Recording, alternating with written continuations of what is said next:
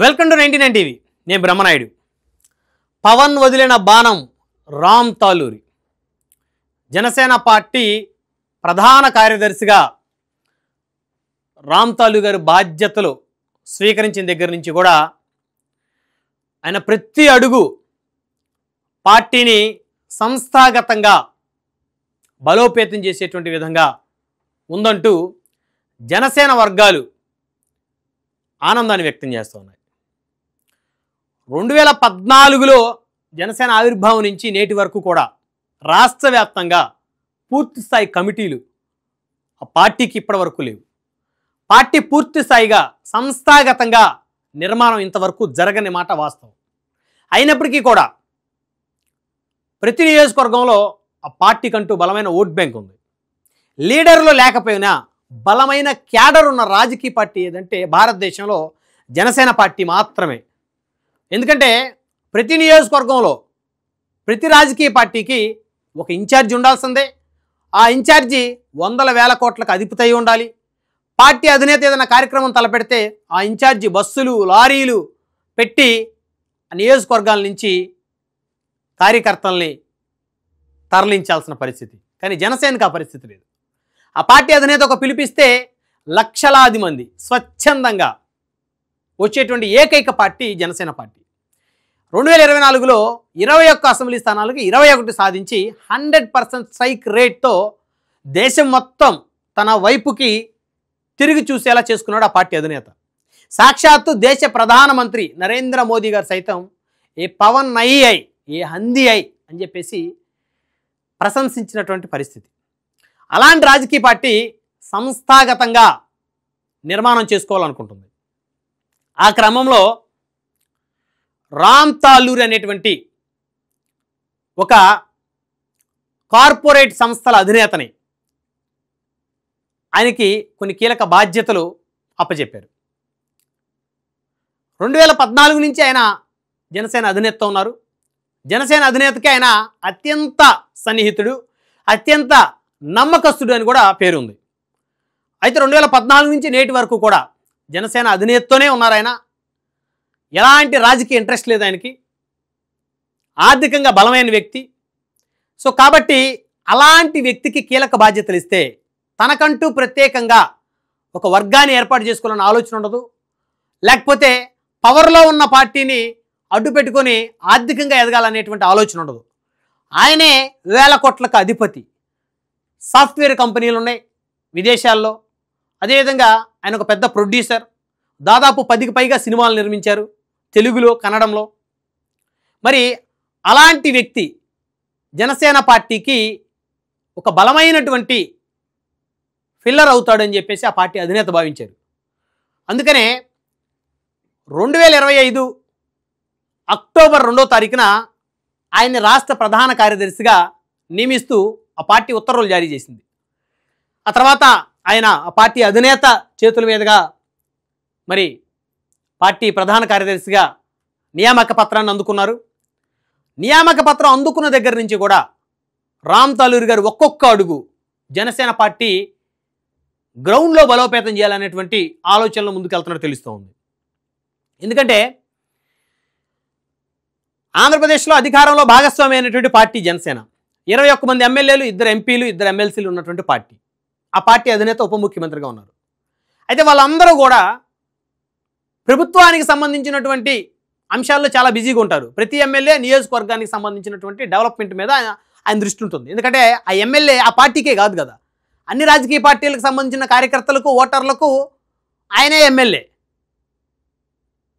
So కాబట్టి ఎమ్మెల్యేలు నియోజకవర్గాల్లో ప్రజల అభివృద్ధిని, నియోజకవర్గం అభివృద్ధిని ఆకాంక్షించాలి. అలా ఆకాంక్షించినప్పుడే ఆ పార్టీ కూడా మంచి పేరు వస్తుంది. అయితే మరి పార్టీని పట్టించుకునేది ఎవరు? 21 మంది ఎమ్మెల్యేలు 21 నియోజకవర్గాల్లో బిజీగా ఉన్నారు. ఉప ముఖ్యమంత్రి అదేవిధంగా 2 మంత్రులు బిజీగా ఉన్నారు. సో అలాంటప్పుడు పార్టీని పట్టించుకునేది ఎవరు? మరి మిగతా నియోజకవర్గాల్లో ఇన్ఛార్జీలు ఏదైనా సమస్య వస్తే ఎవరి దగ్గరికి వెళ్ళాలి? ఆ సమస్యను ఎవరు తీరుస్తారు? సో ఆల్రెడీ జనసేన పార్టీ సంబంధించి అధినేత దగ్గర ప్రతి సమస్యను తీసుకెళ్లేటువంటి పరిస్థితి లేదు. సో అలాంటి పరిస్థితుల్లో అందరినీ సమానంగా చూడగలగాలి. ఎలాంటి కోటరీ నిర్మించకూడదు, ఎలాంటి గ్రూప్ పాలిటిక్స్ చేయకూడదు. అలా చేయకుండా ఉండాలంటే ఎలాంటి ఇంట్రెస్ట్ లేనటువంటి, స్పెషల్ ఇంట్రెస్ట్, తనకంటూ తన వ్యక్తిగతమైనటువంటి ఇంట్రెస్ట్ లేనటువంటి వ్యక్తిని ఆ వ్యక్తి కీలకమైనటువంటి బాధ్యత ఇవ్వాలి. లేకపోతే వారి స్పెషల్ ఇంట్రెస్ట్ తోటి కొంతమందిని ప్రమోట్ చేస్తారు, కొంతమందిని అనగదొక్కేటువంటి ఒక కార్యక్రమాన్ని మొదలు పెడతారు. ఆ క్రమంలో పార్టీలో గ్రూప్ రాజకీయాలు పెరిగిపోతాయి, పార్టీ మనుగడే ప్రశ్నార్థకం అవుతుంది. సో అలాంటి తరుణంలో జనసేన పార్టీ అధినేత తీసుకున్నటువంటి ఒక బలమైనటువంటి నిర్ణయం, అనేక కంపెనీలను సమర్థవంతంగా నడిపించినటువంటి రామ్ తాలూరి అనేటువంటి ఒక ఉన్నత విద్యావంతుణ్ణి, ఒక సౌమ్యుణ్ణి, పబ్లిక్ తోటి మమేకం అవ్వగలిగినటువంటి ఒక పర్సనాలిటీని ఆయన తెర మీదకు తీసుకొని వచ్చారు. అంటే ఆయన 2014 నుంచి పార్టీలో ఉన్నారు, కానీ పార్టీలో కీలక బాధ్యతలు అప్పచెప్పారు.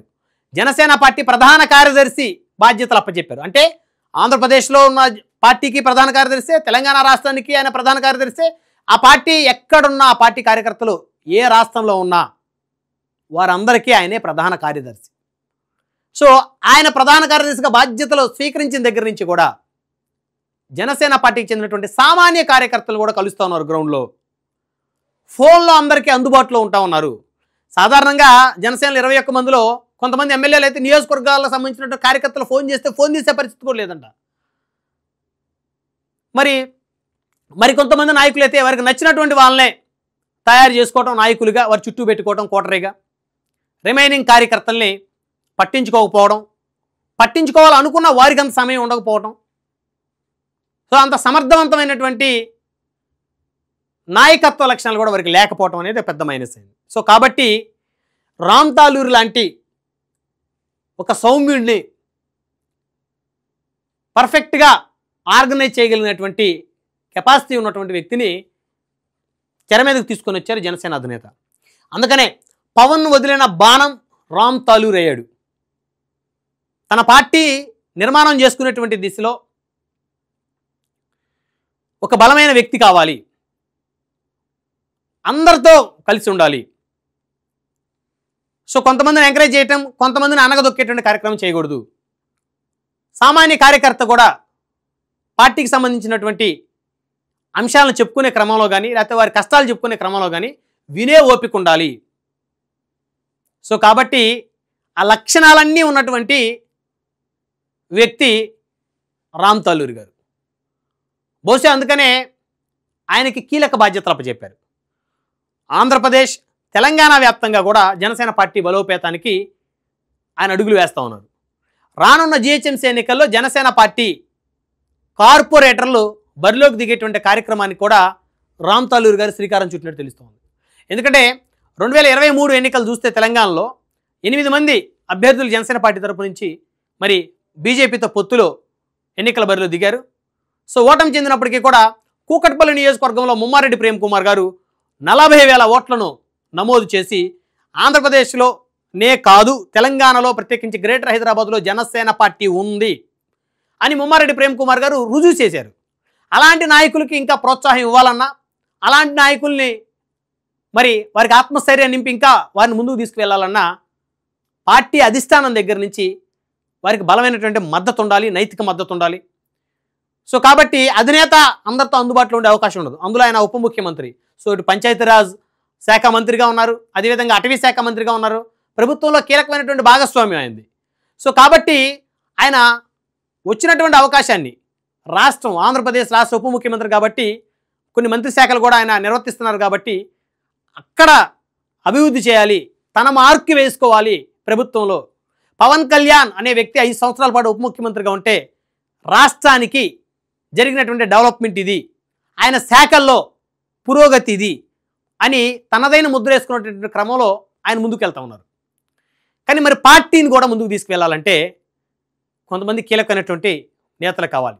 ఆల్రెడీ నాగబాబు గారి రూపంలో ఎంతో కొంత ఫుల్ఫిల్ అవుతున్నప్పటికీ కూడా ఇంకా పూర్తి స్థాయిలో ఎక్కువ మంది నాగబాబు గారి స్థాయి నాయకుల్ని ఎంకరేజ్ చేయాలంటే సో అధిష్టానం బలంగా ఉండాలి, అధిష్టానం చుట్టూ కోటరీలు ఉండకూడదు. సో ఎలాంటి వ్యక్తిగతమైనటువంటి ఇంట్రెస్ట్లు వారికి ఉండకూడదు.